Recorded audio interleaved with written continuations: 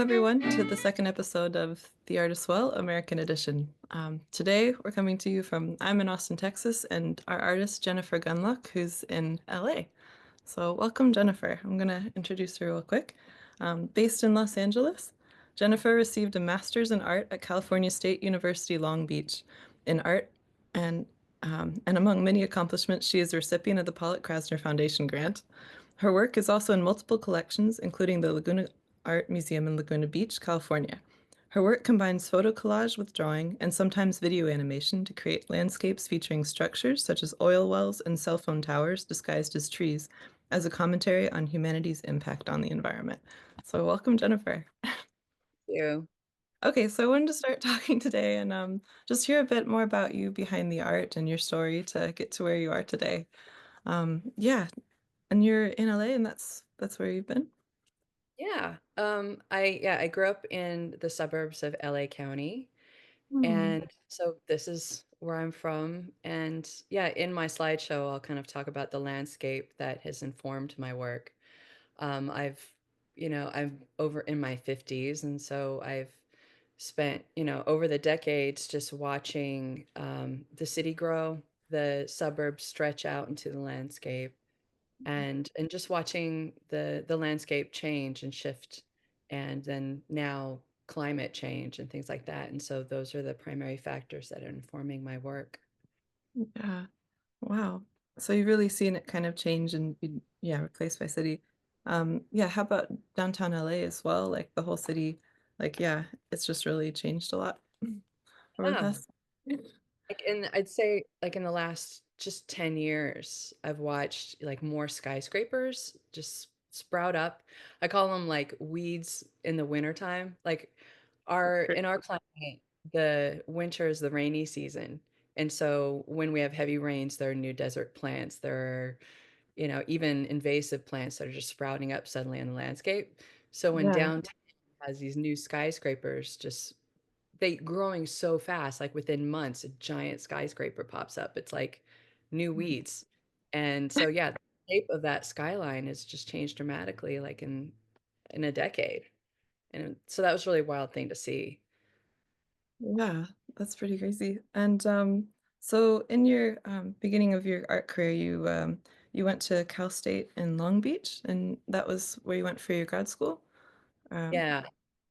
Yeah. So I grew up in Claremont, which is kind of in the inland part of LA County. And so I went to the local state university there. And then I moved to Long Beach for grad school. And Long Beach is like right up against the Port of Los Angeles. So it is like industry by the sea. And so all the artists, like when they go there, their work changes. It's totally informed by the landscape in around the port. Like I remember plein air painters coming down from bucolic Northern California coast with their pretty, pretty plein air landscapes, and they come to Long Beach and they start painting the LA River and it's concrete and and all the port things. And so it definitely changed. It changes you, the way you see things. But yeah, I've just through there, I've just really got a great community in it. And it was in that school has really encouraged experimenting with different media and stuff and really challenging ourselves. So I'd say like I've really started building my community from grad school, many who I'm oh, still in touch with 20 years that's, later. oh, that's wonderful. Yeah, I remember I was at an opening with you, and you introduced me to some of the artists there, and it just was so vibrant, like all the people in your community, and just so welcoming. Yeah. I'm really gratified by the LA art community. The city generally can be just so cold and unwelcoming. It can be kind of hard for a new person to come and sort of find their niche here and their people, but the art community is really warm and I find it really diverse as well. Like because there's so many people, like every genre and every media is accepted here. Like, you know, So, there's a place for everything and everyone. And yeah, we're a tight-knit community. We help each other out. We encourage each other to try for shows or to meet curators and stuff. So yeah, it's good. I really like it. It's beautiful. Yeah, I totally felt that from you when I was there. And then I also want to ask about, yeah, at Long Beach, you were an oil painter, right? Working in abstract. Is that where you kind of started? And yeah, how that developed? Yeah, I was a hardcore oil painter, pushing paint around, very abstract expressionist like. Yeah. Um, and I found that kind of this iconography that was sort of popping up unconsciously was like post and lintel architectural shapes, and then tree things growing upwards. And so that was back in the back of my mind. And then when I had to start working on my master's thesis show, make the work for my show, I was in the school library and I found this book of photography, this photographer's book about this temple in Angkor, Cambodia called Ta Prohm. And it's this temple that's just crumbling and it's in such disrepair that conservationists have left it alone. Whereas they try to repair other temples to preserve them, they left Ta Prohm alone. And it's this totally iconic piece where this crumbling temple has a banyan tree growing out of the roof and stretching upwards, and it looks like an octopus just like grabbing its prey and just like Ooh, devour it. yeah. And that just became like this iconic thing for me. And I think that's what made it conscious for me about this collision between nature and built architecture, human-made things.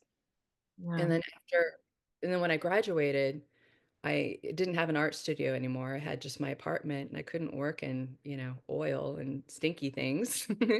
So I was then like working at a little art store and we're playing with different materials. We had like, papers that were unsellable and talking about this and that and all these, and then we started experimenting with different things together. And that's how I started doing collage at home, thinking it was going to be temporary until I can get a real studio and paint again. But Yeah.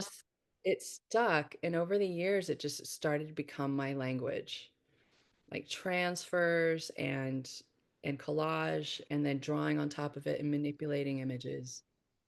Yeah, that Mm. started to become my language. And then eventually I stopped taking images from other sources and only collecting them myself. It became a Oh, thing. I use my own camera. And so every sound, every visual image, it's all sourced from me. wow. Like really capturing your experience and your data that you collect and transmuting it into your Yeah. medium. That's beautiful. Well, great. Yeah, I think I wanted to just show everyone kind of your amazing studio and talk more about your process. So we have some slides of that, I think, so we can start there. Yeah. Yeah. So this is how I'm starting it, is that just showing the landscape that I grew up in. This is like, yeah, a view of LA. So you'll just kind of see in the work how this sort of informs it. How the suburbs, they would spread over the landscape and just get bigger and bigger and constantly impacting the wildland. Mm. And yeah, how our landscape, there's this constant push pull against, wildlife and native plants and then the domesticated. And Yeah, then this, there's like yeah. no buildings on the hills. Like, you still have that nature coming up through. So, Yeah. And then this is something that I think will just be evident when you see my work, that like 100 years ago, there were oil wells all over the California coast, Southern California coast, and there are still remnants of them. Like in Long Beach, there could be like an oil derrick, an oil pump in like next to a McDonald's or in a park, in a public park, there's still pumps and even like little like fake manufactured islands in the ocean where they're pumping oil.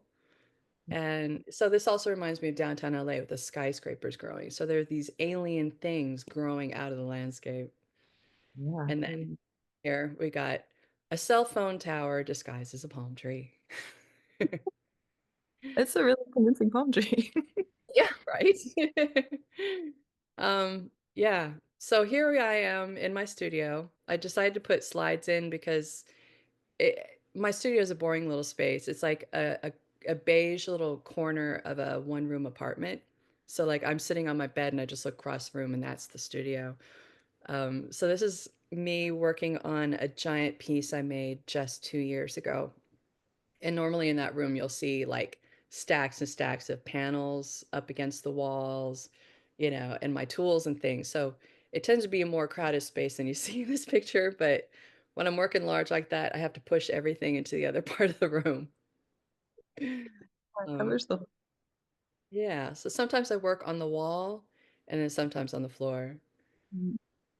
And so these are some of the pictures. So, yeah, I photograph trees, I photograph buildings, architecture, things under construction, and then I print out like just photocopy, just cheap photocopy images of them and scale them up, scale them down. And I have these big plastic bags full of these bits and pieces. And then those are the tools that I use to start building my landscape. So like I'll begin by just like tacking up things to kind of build a tree, and then everything starts to take shape that way. And I'll tack it up with tape so I can kind of step back and look and go, do I like it? So I don't have to commit immediately. But when I do, then I use acrylic matte medium as my glue. And then there's Okay. gesso involved. And then also I have rice papers and decorative papers of various transparencies that I use for like negative space and for texture and color. Wow. And then color pencil. So sometimes I use the pencil to kind of lightly refine an image, and sometimes I use it to completely manipulate and change something altogether. Yeah, and seeing these in person, like you really can't tell where the drawing ends and the photos begin. Like they all just become one new art form. Nice. And then this is that piece finished and installed. Yeah, That, was on like, 10 sheets of rag paper. And in order to make a piece big like that, since my studio is so tiny, each mhm. time, like at the end of the studio day, I would like get my camera and photograph whatever sheet I worked on, and then I'd put it into Photoshop so I could see the whole composition, like what it looks like, and then decide like what I'm gonna do next. Like, let's rework that, or let's add a tree there, start that.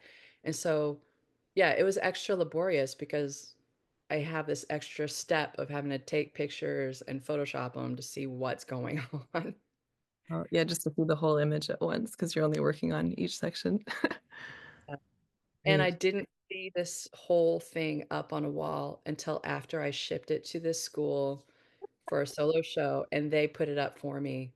So What was that the photo right there is like the first time I saw the whole thing together in person. uh, that's There's incredible. trust involved and hope that it would work. Yeah, trusting the process. Where was the show? This was at a community college up the coast, um, it's like a few hours north of me, and it's called a town called Santa Maria, a very small town, like south of San Luis Obispo. So it's like it was kind of farm country, wine country. So I think it's like that school. They have a little art program, but they're really excited to get some fresh blood, from further afield to come to their school because they don't have a lot of art there. Mhm. Yeah, but it was sweet. The students were just wonderful and so excited. And they asked me so many questions. They were just like, they were eating it up. And that's always so gratifying. Yeah. Yeah. Wow. Okay, so here's where I figured we could sort of go back in time and just kind of walk forward. Yeah. Uh, yeah, so this was about 10 years ago. This was my first big piece called Mothership Sequoia. And the sequoias are the really ancient kind of relatives of the redwood tree. They're some of the oldest trees on the planet and some of the largest. And this doesn't look anything like a sequoia, but I was just kind of thinking of that because it's like I think of trees as old souls, as kind of conscious beings that maybe are watching us and observing what's going on in the world because they have broader view, maybe kind of like Tolkien's Ents or something. I don't know. Yeah. And then a little close up of it. Some bits and pieces in here are from downtown LA. There's a place called Oh, Clifton's Cafe that at the time was boarded up because it was under renovation and it just looked so abandoned and disused. So I refer to that a lot. And also, the French Quarter in New Orleans is in here too. I did a trip there in cool. 2010 and I was so inspired. I love that place. Yeah. So LA and New Orleans kind of mixed together in this piece. Mhm. And then I also think of these trees as like being inhabited by tiny little beings, Love like, that. yeah, like a termite mound kind of thing. Or, like an apartment building or skyscraper. It's full, these little windows and stuff. It's inhabited on the inside. And Yeah, I then, went to. yeah. And then here's just like a scale version of it on the wall. See how big that was. Wow. And where was this? This is in Glendale, which is near where I am right now, the Brand Library.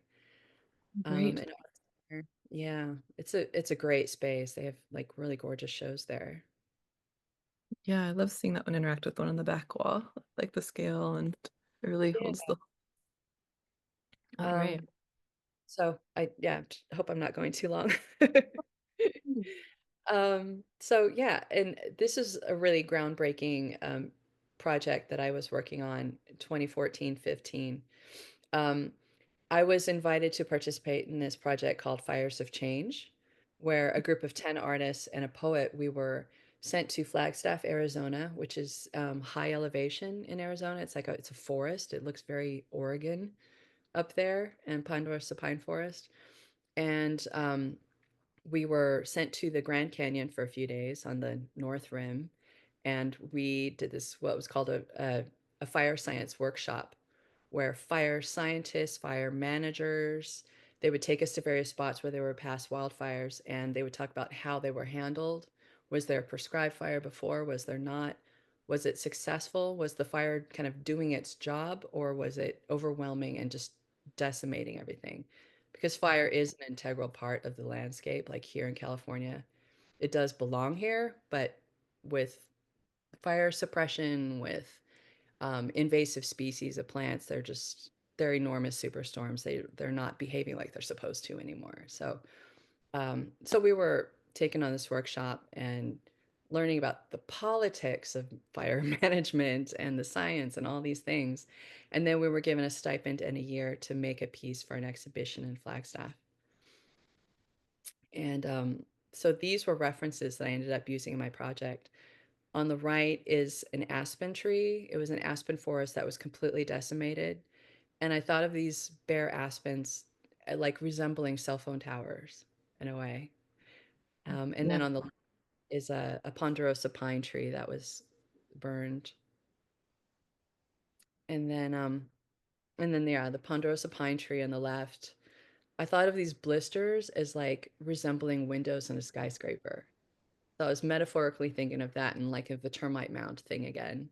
So back home in LA, this was a view from my office, looking across at another skyscraper. And so I used that photo and I took a lot of photos around downtown and applied photos taken during the workshop and mixed them together to make this piece, Urban Interface, which was Yeah. it was taken from a fire science term called wildland urban interface, which is really about that the butting of heads between the wild landscape and then the built landscape and that awkward relationship. So this piece was meant to be talking about the human imprint on the landscape, what we've done to manipulate it in the past and how we have now responsibility to continue manipulating in order to try to bring it back in balance. So there were Mm. like political issues and just environmental questions like how much should we um, continue to impact the landscape and how much do we leave alone? So those were the questions I was asking in this piece. So it's meant Mm. to be a ponderosa pine forest with the aspen trees. And then Wow. here's a close up Yeah, of you can all. see the pictures there. That's incredible. They come across as the burnt wood, like you said. Yeah. And then there are rice papers in there, all kinds of imagery, including a photograph I took of the headlight of a fire truck on the Wow. Grand Canyon. That's Oh, in wow. there. Yeah. It was a 9-month long project. It took me a long time. How big is this one? It's like, oh wow, yeah, that's the whole wall. Okay. The exhibition traveled to like 3 venues, so which was great because we all got to meet again and have like fire science talks and Mm. panel discussions and things. So that was really exciting to be able to put that. I put that piece up in a lot of shows, so it's had a good life. For the Yeah, amount of 'cause- work put into it, I got some, yeah, got some back. yeah, this is in Albuquerque in New Mexico. That was our last stop in Albuquerque. It started in Flagstaff, Arizona, with the Flagstaff Arts Council, Yeah. and then it went to the University of Arizona Museum of Art in Tucson, and then we had a year off, and then this nonprofit gallery space in Albuquerque, New Mexico, hosted the show again, and we came back and stayed at a hotel and gave more talks and things. So that was a great weekend to see them again. Yeah, and I noticed with this one, the color palette is kind of limited. Can you talk a little bit about your choices there? It seems like it's grays, blues, and oranges. Yeah, that's a good point. I think that was really just inspired by that landscape. The Ponderosa Pines, they're known for like when they're sun warmed by the sun. If you smell the bark that's been warmed by the sun, it smells almost like caramel. Oh, It has really? a sweet kind of smell. So Mm. that's yeah. So the brown is like that warm kind of brown thick bark of the ponderosa, and then the blues were from that burned bark. And then we have in the background smoke from a fire. So it was directly inspired by the ponderosa pine forests of Flagstaff and the Grand Canyon. Yeah, here's some pieces a couple years later. Um, yeah, I was still living in Long Beach, and in December 2017, there was some fire going on locally, and I don't remember which one because there's so many now. It's become so common that I don't remember the names of fires or where they were. But this was just one of those times when the air was smoky for just, maybe a couple weeks, just a long time. And so in these two, I was playing with mixing sawdust with acrylic medium and then gesso, just to create that beige brown, really depressing sky. And at the Mm. time, we were also experiencing like several years of drought. So, we weren't getting our winter rains that we usually do. So even in the wintertime, the landscape was looking rather beige, with the Mm. exception of lawns and things that are, watered, intentionally watered by people. Right. The hillsides were just not greening up like they're supposed to. So I was in kind of a upset state there. Mm. It has such a glow. Like it's that kind of eerie, white, lightish fire glow. I haven't seen it personally, but I feel like that's what it would look like. Yeah. The sun, it's crazy when you see it on a smoky day, like the sunrise and sunset. Like, Mm. 2 weeks ago, the sun was magenta colored, like Whoa. this intense orangey pink color. And yeah, and it's a smoky day when the sun looks pink, like Wow. pink. Yeah. Awesome. And then in 2019, a few of us people here went to Kill Relic in Oh. Valentine's. And and so when it came back home and 2020 happened and we're all in lockdown and I don't have any immediate, exhibition deadlines and I got freedom to just do whatever I want. I was reading up a lot about like early Irish history and mythology and just Mhm. really had time to kind of absorb what we picked up there on that trip. And so an icon that just still isn't making its way into my work is this hawthorn tree that was from Idercura Stone Row in Waterville. There was the stones were like up at the top of that hill, and you and I, we walked down because we saw this little maybe it was like a church cell, like monastic cell or something at the base of the hill, and this tree was there. And so yeah, I was learning a lot about the mythology of the hawthorn tree, and like one of those myths that's carried through the centuries was a lone wild hawthorn tree, especially one by a fairy fort or just any other Neolithic or Bronze Age, site, is a portal to the other world.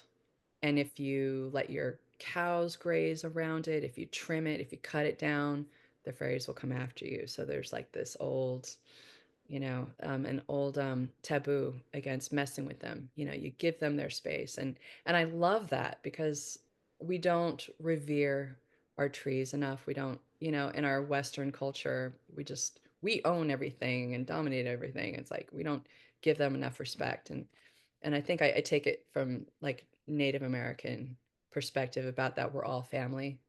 The trees, the rocks are the grandfathers, grandmother moon, and so I always have that in my consciousness. So I really enjoyed this, learning about this kind of stuff, and I got to let that digest and show itself in my work. So this is from 2020. I think this is like just a typical example of what I do. I have a New Orleans oak tree, and that dark thing on the right, like that dark tree on the right, is from an oak in New Orleans. I have like that hawthorn tree in the top right, and there's just urban stuff like there was a building construction going on. Like there was a bridge that was under construction in Long Beach, bridging Long Beach to the Port of LA for like 6 years. So I'd drive around it and photograph the scaffolding and just various shots around the port. So there's like heavy industry and nature colliding. And Mm. also like the industry imposing itself on nature very aggressively, like skewering itself into that tree. And then this is where I'm just like, I miss the boggy, wet landscape of Ireland. It's still so brown here, and the world is on fire. Just, so I was going through an obsession with the color green for a couple of years there until it finally started raining here again. Like, oh, okay, it's okay. Oh. Yeah. So this is a triptych I did over a period of about a year, I'd say. Um, Mm. that hawthorn tree and then a lot of Long Beach industry like mixed in there. Yeah. And then here's another one. And yeah, and this one, it looks like somebody chopped that tree down, but then someone's either they or someone else is trying to fix it and put it back together. They And are. Yeah. I bet. Frankenstein, try to fix it, make it better, reattach that leg. Mhm. Yeah. Oh. And that one was made with there were several pieces, several little panels that I had laying around. I'm like, I don't want to go buy a big panel right now. Look at all these old, stupid little panels that have been in my closet for years with compositions I don't like. So I Yeah. ripped them up, cleaned them up, and then I screwed them together to make a odd shape panel. Wow. Recycle, reuse, and yeah, I really like the result of that one. Yeah. It really echoes the shapes in the middle trying to come together and create something new. Yeah. And then, yeah, these are some pieces I made in 23. That skyscraper, that downtown LA skyscraper photo from earlier is in that middle image, and the hawthorn tree as well. And yeah, this is like a series of 3 panels that I love these guys. These are some favorites of mine. Oh, you called them saplings, and it does feel that way with like the thicker trunks, and they're just like trying to become a tree. Mm-hmm. Yeah. Yeah, with saplings, there's vulnerability, youthful things, trying to grow, gain strength. And then here's some more kind of industrial looking trees, more kind of cell phone tower resembling. Yes. Yeah, they're really jutting out at you. Very different. Yeah. And then, ha ha, here we go. So, yeah, in 2020, since we had all the time in the world to come up with a hobby or something, I was experimenting with animation, just using Photoshop and iMovie, very simple tools. And oh, I'll just go ahead and start play while I talk over it. Um, how's the sound? Is it too loud? Is it good? A little loud, but I like it. Okay, I'll just turn it down a little bit. There you go. Yeah. Everyone hear And it? you hear it at all? Yeah, yeah, I got it. Okay. Um, yeah, so it's something I dabbled in a long time ago, very briefly, and I went back to it. And again, so I really like, so I started making these short videos and some longer ones, which I feel like is like the work I already make, but it's put on a timeline so you can actually see the landscape transforming. And with this guy, this was in 2021 when I did a road trip all the way up into Oregon to Portland and back, and I did a brief pass through the California redwoods on the coast this one day, and so I'm snapping pictures. I went on hikes like on the Oregon coast and Central Oregon, and so I was recording sounds, I was taking pictures, I was recording video.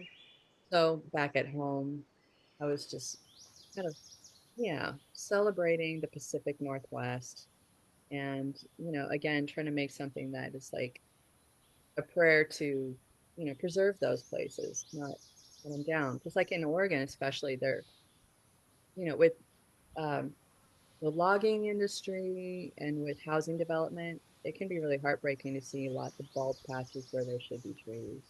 I just felt that when that tree went away. Yeah. Um, and then with this piece, it kind of ends with nature taking its revenge. You'll see in a moment. Good. I think these stone things, I think that came from Dublin, Oh, like really?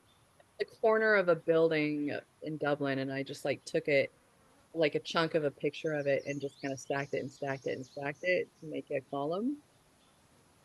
So it wasn't all of that end cap. Just ornate. So it's meant to look kind of like a downtown, like like skyscrapers, and now nature's coming back for her revenge. She's just swallowing it up. And that's that same hawthorn tree. Branches Oh, from that same photo. They're a little blurry because they're blown up so much. mm, okay. And then the flowers on it. That's lovely. Oh, I can hear it. Is that flies? Is it bees? Yeah, they're flies. That was from a hike in Eugene, Oregon with my cousin. Bees? Turned up the volume a little bit for the Oh, next okay. one. Okay, and there's just one last video, and then the slideshow thing will be done. And how are we Um, on time? Are we good? oh, we're good. Yeah, it's 11:35, so yeah, plenty of time. Okay. Um, so last year, or it's like late 2023, I did a 3-week residency in Joshua Tree, California, in the high desert. And yeah, there's a quail, California quail, and Oh, then there's actually a little desert rabbit will be hopping through landscape. Um, so I was tasked to make a video, some work for an exhibition that opened just last fall. The exhibition was called Desert Forest Life with Joshua Trees. So yeah, I was staying at this guest house of that exhibition's curator, and she gave me essays that were already written by scientists for that exhibition, a year before it happened, to help me kind of, oh yeah, there's the bunny. To kind of help me inform my research, while I'm collecting sounds, images, video during that residency, and then spending your like building it this video, just like a little over 3 minutes. And mm, again, it's about the Joshua trees. Um, they're very slow to propagate. They've oh, just really challenging conditions. So when their population is decimated, say through a wildfire or through industry, they don't pop right back. It's really hard to reseed and grow new species. Like even when there's planting of new Joshua trees, most of them die. So it's really difficult to replenish the population. So, this is just, hey, let's take care of them. Very simple statement, I think. And then at the end, you'll see like these windmills. When you're driving toward Joshua Tree, like in the low desert toward Palm Springs, there are these giant wind turbines. And that's like the last iconic thing you see before you turn on this low highway to climb an elevation up to the high desert. So eventually, at the end of the video, you'll see those turbines. Um, and then there are coyotes that are going to talk in a Oh, moment. And yeah, there they are. And perfect when time. I was last fall, I was house sitting in this canyon in a really fancy neighborhood here in LA. Uh-huh. The coyotes were talking every single night. Like it could be at 10 p.m. or 4 a.m. And I think it was a big pack, like with little puppies too. So it would get really chaotic Wow. sounding. Yeah, that's a lot of priorities right now. So I had my camera like sitting on a chair, just ready to go. So if I start hearing them in the middle of the night, I hop out of bed, grab that camera, open the window, and hit record. And just record those coyotes. And I have some scary sounds, but it was beautiful. I'm like, thank you guys. I needed you. Aw. Yeah, that's so funny that they're in such like a urban area, like your house sitting in the valley, right? Or It was versus. Palos Verdes, which is like this really, really natural place, like up against the ocean. And Mm. it's, yeah, a very, expensive shishi area. Yeah. Oh, wow. But coyotes everywhere. Coyotes are a major part of our landscape. And Mm. that's, yeah, they're kind of a symbol of the urban, wildland urban interface, Oh, I you love know. that. Yes. Yeah, that makes sense. And you mentioned about the turbines. Was there a thing about them going up where the Joshua trees are? Is that kind of a— Oh, that's solar farms.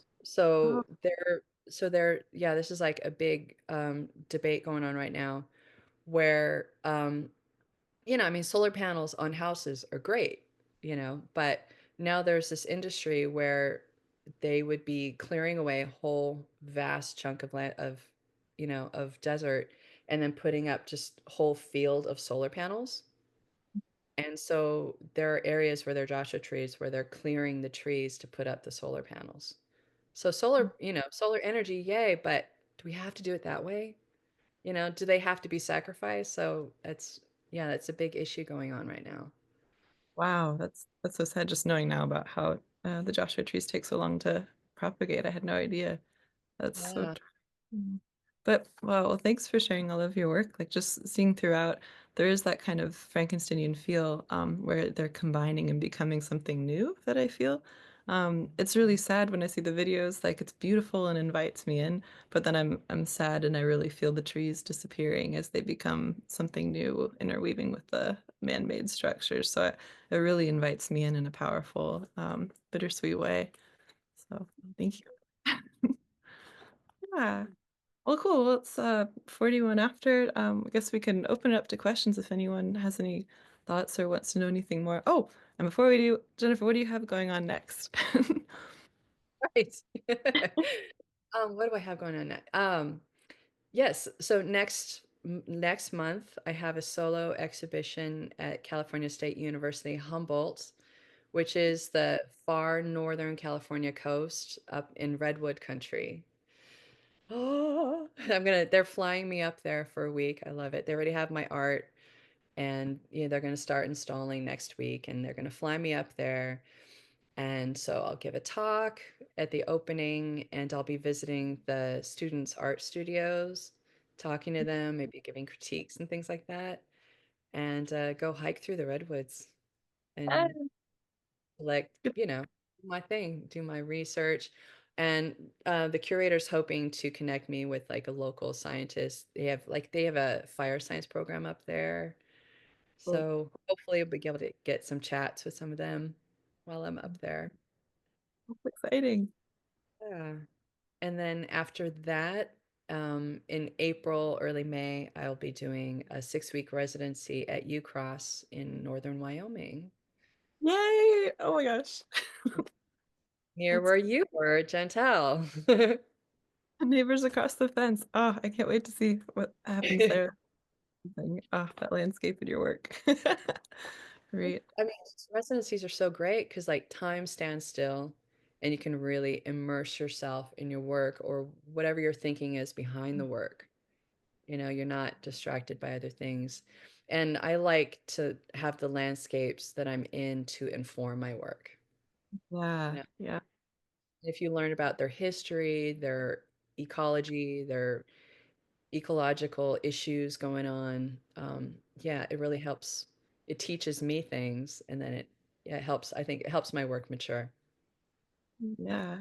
That's more information. Well, it looks like we have a question here. Let's see. Desmond says, "What weight are the sheets of paper you use for the large wall works?" That's a great Oh yeah, question. yeah. I've been using what is it, Stonehenge rag paper, and I had for years been using the lighter weight, which I think is 90 pounds. But it rips. It like in the older pieces, I punch holes um in the corners of the sheets and then put in little eyelets. So you would just drill a screw through it to mount against the wall. And now my art dealer says you don't do that anymore. Stop. No. So now I use command strips to attach the paper to the wall. Man Like strip. yeah, so like I'll put a strip of like artist tape against the paper itself to protect the paper and then the command strip on top of that. And but yeah, now I need to go with the heavier weight paper. So it's tougher. And I cover both sides with gesso. It makes it So even heavier. yeah, so it's heavy and it almost acts like a canvas. Oh, wow. So it can handle all the working I do to it. I'm like layering on the collages and the drawing and all the stuff and sometimes I'm literally cutting away like some of the composition, like this isn't working, it's got to go. So I literally get a little knife in there and cut stuff away and sand away and redo. So the paper needs to be thick and strong to handle all the work I put to it. Yeah, you're really sculpting with it in a way. Mhm. Yeah. Oh, well, great. I'm going to change my view so I can see if anyone else is. Oh, look at that. So we've got Owen here, Jacques here. Yeah, I have a question. Yes. Yes, Jack. Um, there's a painting behind you, or there's a piece of a work behind you. Yes. Can you I assume this is one of yours. It is not. It is not. Oh, you should have had a piece of yours there. I know. Yeah. But this is my friend Katie Stubblefield, who I've been collaborating with a lot. And I think we tend to touch on a lot of similar subjects. She's also very environmentally focused, and she talks a lot about storms, and debris in storms. Like she's originally from Tennessee, where they have like tornadoes and things. So these were like sticks that she had collected. I think it was like during COVID, and then would press them. So that chaos of Mm. like debris and things, which is actually really relevant to me right now because when we had those windstorms a couple weeks ago, I live near Pasadena and I've been driving through there a lot because I have friends there. And there are still in places like big piles of like eucalyptus trees in the street just waiting to be scooped up. Like they're still not all cleared away yet. And that's really flammable stuff. So it's like a little scary. But yeah, that evidence of debris is still, yeah, relevant, like in many, many places. Thank you. She's really good. Katie Stubblefield, look her Okay. up on Instagram. So, Hello. And Teresa King asks, do you have any concern about the printer ink fading? Oh, that's another good point. That Hmm. is a really good point. That had been an issue before. Well, no, it wasn't so much the printer ink as my colored pencils. I would notice that would fade, but now I am using like acrylic varnish on the top. So I'm sealing up the papers and the panels like I wasn't doing before. So I think that's really helping make them more archival. And, like watercolors and anything on paper, you don't want them exposed directly to the sun. And I know some artworks I've had have been up for a good long time in places where that was not regulated. So that is something to, yeah, be thoughtful about. Different art takes different care for sure. That makes sense. Oh, cool. Any other questions here? Oh, I see that Jean made it. And yeah, Jean, Owen, and Rock also were with us when we went to Kilrelig years ago and saw that tree. That's really great. One fun question is if you could own an artwork by anyone in the world, like what would that be? I know you have your friend's artwork there behind you, but Anything from anybody? Oh, that's so gosh. I already have a fantasy house with a fantasy collection, which keeps, having to build like new fantasy rooms and wings because the the collection just keeps growing. Gosh, I don't know like who specifically is coming to mind right now, but I mean, there's sculpture out there that I'm like, I want you, and painting and all the things. I've been a fan for a long time. I've been a fan of the artist Lee Bonteque. Yeah. Like back in the 1990s, I was a volunteer at the Museum of Contemporary Art in downtown LA, and they had a Lee Bonteque from the 1960s. Like she made work then, and then she kind of hid away, became a hermit, and then she came out again in the early 2000s, like when I was finishing grad school. And then there was this solo retrospective show at the UCLA Hammer Museum. And it just blew my mind. Like there's all this work that we didn't know existed that just all came out of the ether. And I think my work is really heavily influenced by that. mm, She's drawing sculpture. She does things that have like kind of cave-like mouthy things. And then she has really intricate, very kind of nature-oriented, like kind of free drawing that has sort of leafy and very maybe inspired by what do you call that? Art Nouveau kind of style drawing, but it's wild, it's space agey and spiritual and beautiful. And yeah, Lee Bonteque. I've always been a fan. yeah, those voids, like the hole you mentioned, like going into this black void, like they seem organic and kind of strange. They're almost menacing sometimes. They're enchanting, but what do you think? Yeah. I think my earlier work when I was really referencing the temples and discarded sites a lot, I think that was a big thing, that portal into a dark, creepy space. Ooh, Yeah.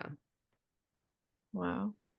Another thing we didn't get to talk about was you recommended the residency Playa to me in Oregon, and you've been there several times, right? Is that kind of in the same landscapes that you've been searching out, or is there anything specific about that one that really added to your work? Oh yeah. Yeah, I went there twice and I was there for 4 weeks both times. And yeah, in 2023 in the summer, I was there for a month. And what was really coming to me then in that trip was this dichotomy of dry desert-like landscape and then water. Hmm. Um, so Playa is this giant lake that fills up in the wintertime and it completely dries out in the summer. And but because we had such a wet winter that year, it was still wet. There was a lot more water in that lake than normally would be in late July. And it was like very awkward walking on that lake bed because it doesn't feel stable. It'd be crunchy in places and muddy in places. You think you're going to sink, then it's like, oh, it's okay over here. And then with the pond, and so I ended up last fall making a video installation, a two-channel video installation, like projected on a wall and projected on a floor of me like walking on that playa and then of the pond kind of shifting and shimmering. And I think unconsciously, that's for me, that's really about the weather whiplash we experience here. Like droughts, heavy rain, drought, heavy rain and flooding, and which is becoming more of a global issue. Um, so yeah, that was really what heavily informed me recently. And I'm going to be, I think in the future, be doing more video installation. Like at UCross, that's what I plan to do is if I can ship a projector over there, do more immersive things. Immersive, I love that. Yeah, the video, just seeing kind of stills of that looked really phenomenal when the world below you is kind of disorientingly shifting and you're in Yeah. this space and the horizon move a little bit. Like, oh, I can't wait to see more of that. All right. Well, anyone have any other questions or processes or anything else? Oh, hi, Erin. Hi, Hi. Mm. hi, Jennifer. Your work is amazing. Thank you. I found your talk very inspirational, and there's a terrible beauty to watch the organic and the urban interface with the ponderosa pines. It's visually unique. It's beautiful, and it reminded me of the work of two artists who have influenced myself, Australian artists in their portrayal and depiction of the Australian outback, one being Robert Juniper and the other being Brett Whiteley. They seem to portray the illusionary permanent nature of the external environment. And I see that very much in your work, as well as it being very uplifting. There's a dystopian element to it. I'm wondering if you've witnessed these artists' work. I've not, but I'm going to look them up. Yeah, now that we have this recorded, I will definitely look up those names. Thank you for that. Yeah, I'm looking forward to seeing their work as well. Okay, Sandy Blackard says, I just have to say that first forest animation is staying with me. In just a few minutes, you made a powerful statement about modernization in all areas, well beyond urban growth.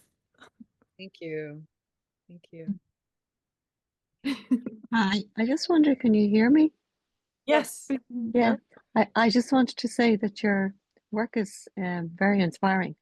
And I've also been to Kilreelick about 9 times, but it's not too far from me. It's only a 5 hour drive. I just wanted to say to your art is not only visual, but it's also uh, sight and taste. Because when you mentioned the caramel of the trees, I immediately went off into woo, and then the dust with your gesso with the sawdust in it. I just love your work. And I love the green. And I actually thought that was one of your works behind because that green, that many Irish greens that we have in Ireland. Yeah, it's lovely. It's lovely. I wish you all the best with your future works. Thank you. Thank you, Carol. Thank you. Thank you. And Irene says, love your work, a lot to reflect on. Thank you for the most interesting talk. Thank you so much, Irene. Can you hear Yes. me? Yeah. Hi, Yeah, Owen. no, I really liked those videos. I think they're really a step more from the paintings you've done. I think they'd be I'd be very interested to see where you go with them in the future. I mean, I know you said you did them during COVID and that, but I think they're an interesting development. I'd like to see more. I really enjoyed your talk, by the way. Thank you very much. I liked hearing you talk about them. Yeah, I think they've been an exciting departure. I think, when you can it's easy to kind of get stuck in a routine, with art. So this departure, I think, has really helped kind of shake things up. Yeah, more things to learn and explore and play with and layer. And then doing now, like playing with projection, I think Mm. adding that element, yeah, it's made it exciting and fresh again for me. Yeah, collaging with video as well. No, thank you everyone for joining us this week, and I look forward to sharing for more artists in America in the future. So have a great week.